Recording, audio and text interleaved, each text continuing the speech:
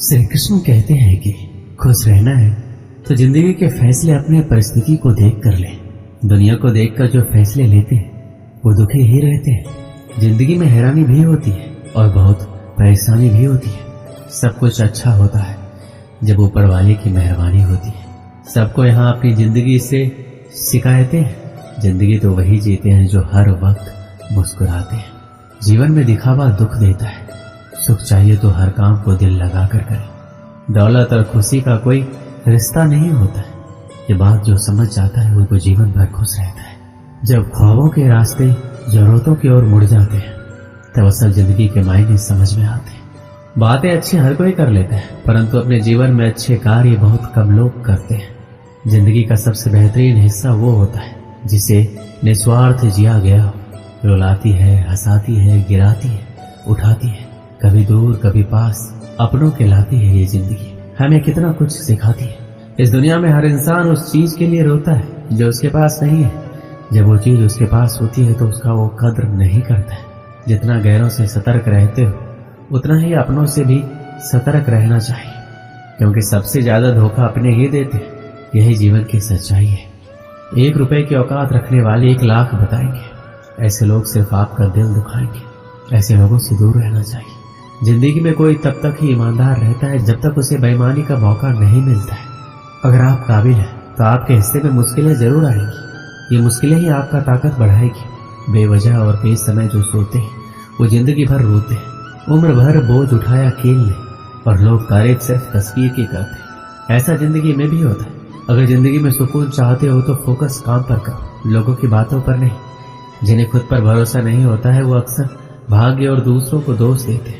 जिन्हें खुद पर भरोसा होता है वो सिर्फ कोशिश करते हैं। आज के दौर में छोटी सोच वालों की संख्या ज्यादा ही बढ़ रही है, जो दूसरों को सिर्फ नीचा ही दिखाने का प्रयास करते हैं। जीवन में जो गुरूर को दूर रखते हैं वही तरक्की के लिए तैयार होते हैं। जीवन में तभी कुछ पाओगे जब मुसीबत से नहीं घबराओगे। अपनी जिंदगी में ये हमेशा याद रखना कि आप कितनी भी अच्छे हो, अगर बुरे लोग हैं तो आप गलत ही सीखेंगे। अगर आप कितने भी बुरे हैं और अच्छे लोगों का साथ है तो कुछ अच्छा ही सीखेंगे। जिंदगी का एक उसूल बना लो, किसी का दिल नहीं दुखाएगी। सच कहता हूँ, खुशियाँ तुम्हारी कदम चूमेगी। जिंदगी में जो जैसा मिले उसे वैसा ही अपना लो। रिश्ते निभाने आसान हो जाएगी। कारण चाहे जो हो, यदि आप अपने जीवन में उदास हैं तो आप कभी भी अपने उद्देश्य या लक्ष्य को प्राप्त नहीं कर सकते। जो व्यक्ति दूसरों की निंदा करने लगता है या उसमें दोष निकालने लगता है वो अपने जीवन की कमियों और दोषों पर कभी ध्यान नहीं दे पाता है और उसके यही दोष उसकी असफलता का कारण बन जाते हैं। चिंता चिता के समान होती है जो जिंदा इंसान को जलाकर राख कर देती है। जीवन के उद्देश्य को पाने के लिए चिंतन करें, ना कि चिंता। दिखावा वही करते हैं जो अज्ञानी और अहंकारी होते हैं। यदि आपके अंदर अज्ञान और अहंकार है तो आप जीवन में कभी भी सफल नहीं हो सकते। तनाव में रहने से व्यक्ति अस्वस्थ हो जाता है और वह किसी कार्य को अच्छी तरह से नहीं कर पाता। जो लोग जीवन के उद्देश्य को जानते हैं वो लोग दूसरों को बताते नहीं, और जो नहीं जानते वो दूसरों को बताते हैं। आपके जीवन का उद्देश्य क्या है? इस प्रश्न का उत्तर केवल आप स्वयं दे सकते हैं। और जिस दिन से आप इस प्रश्न का उत्तर ढूंढना शुरू कर दिया, समझ लीजिए आपने जीवन शुरू कर दिया। यदि आपने रामायण पढ़ा होगा तो आपको ज्ञात होगा कि भगवान राम एक राजा के पुत्र थे और उन्हें ईश्वर का अवतार माना जाता है। इसके बावजूद उनके जीवन में सुख और दुख दोनों था। यदि प्रभु श्री राम के जीवन में दुख ना होता तो मर्यादा पुरुषोत्तम श्री राम ना कहलाते। एक बात हमेशा याद रखें, इस पृथ्वी पर जो भी व्यक्ति आया है हर एक का जीवन सुख और दुख से भरा पड़ा है। श्री कृष्ण कहते हैं जो बीत गया उसे आप नहीं बदल सकते और जो आने वाला है उसे आप जानते नहीं। इसलिए भूतकाल और भविष्य काल की चिंता छोड़ दें। आप आज जो कर्म करेंगे उसी का परिणाम आपको भविष्य में मिलेगा। आज में जीना सीखें और अपने समय का अधिकतम समय लक्ष्य के प्रति समर्पित करें। दूसरों में कमियां ढूंढना हमारी सबसे बुरी आदत है। इस आदत को छोड़ दें और खुद में कमियां ढूंढें और उनमें सुधार करें। खुद में किया गया सुधार आपके जीवन को पूरी तरह बदल देगा। आपकी क्षमता दिन दूनी और रात चौगुनी बढ़ेगी। जीवन में संकल्प लेना सीखें। उदाहरण के लिए, अगर आपने सोचा है कि आज हमें ये कार्य करना है तो उस कार्य को निश्चित ही करें। अगर आपने सोचा है कि 2-4 घंटे पढ़ना है तो जरूर पढ़ें। भले ही मन पढ़ाई में ना लगे पर एक अच्छा आदत बनेगा जिससे आपको सफलता की एक सीढ़ी चढ़ने में आपको मदद मिलेगी। त्याग करना सीखें। कई बार क्षणिक सुख के लिए हम अपनी कीमती वक्त बर्बाद करते। उदाहरण के लिए बुरी आदत है दोस्तों से ज्यादा समय तक फिजूल की बातें करना, ज्यादा देर तक टीवी या फिल्म देखना। कई बार जब हम पढ़ाई करते हैं तो ऐसे दोस्तों के साथ रहते हैं जो पढ़ाई में बाधा बनते हैं, उन्हें छोड़ नहीं पाते। जरूरतमंद की हमेशा मदद करें, उतनी मदद जरूर करें जितना आप कर सकते हैं। इस आदत की वजह से मन में सकारात्मक विचार आते हैं और हृदय प्रसन्न रहता है। इससे जीवन में आनंद और खुशी भर जाते हैं। खुश होकर जो भी कार्य करेंगे वो बेहतरीन होगा। जब आप फेल होते हैं तो आपका पूरा एक साल बर्बाद हो जाता है, और जब आप अपने जीवन में असफल होते हैं तो आपका पूरा जीवन बर्बाद हो जाता है। इसलिए समय का सही सदुपयोग करें। श्री कृष्ण कहते हैं अपने कार्य को ईमानदारी पूर्वक करें, खुद से झूठ ना बोलें। जो आप नहीं कर सकते उसे छोड़ दें, जो कर सकते हैं उसे बेहतरीन तरीके से करें। यही बात आपको सफल बनाएगी। समाज परिवार के डर से निर्णय ना लें। जब सफल होंगे तो सब आपकी तारीफ करेंगे। समस्या का समाधान ढूंढे, बहाना नहीं, क्योंकि असफल लोग ही सबसे अधिक बहाना ढूंढते और सफल लोग समाधान ढूंढते।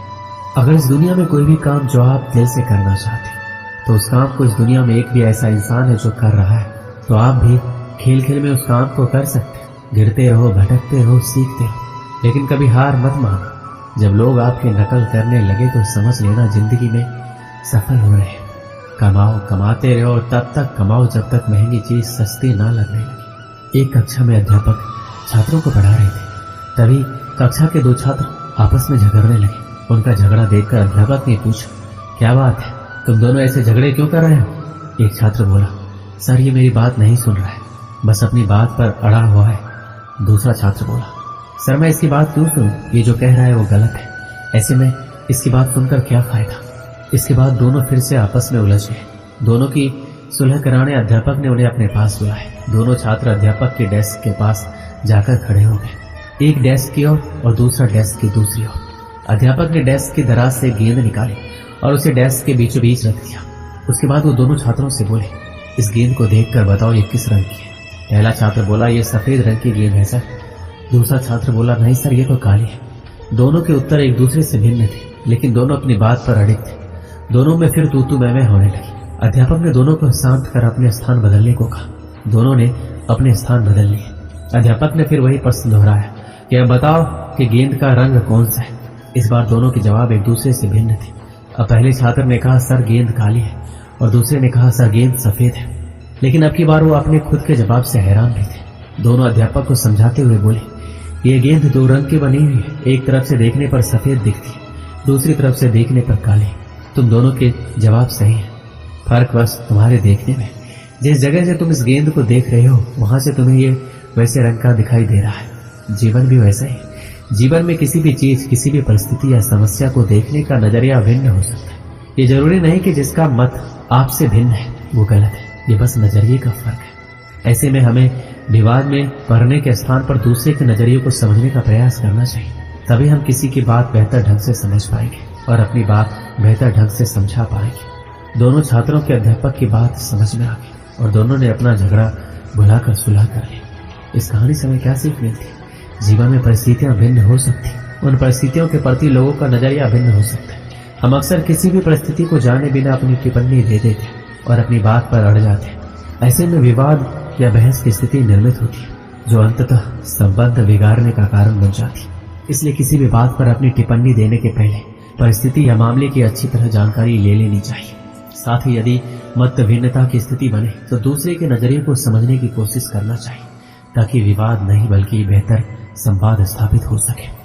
दोस्तों इस वीडियो में बस इतना ही। मिलते हैं अगली वीडियो में। अपना ख्याल रखिएगा। जय श्री कृष्ण।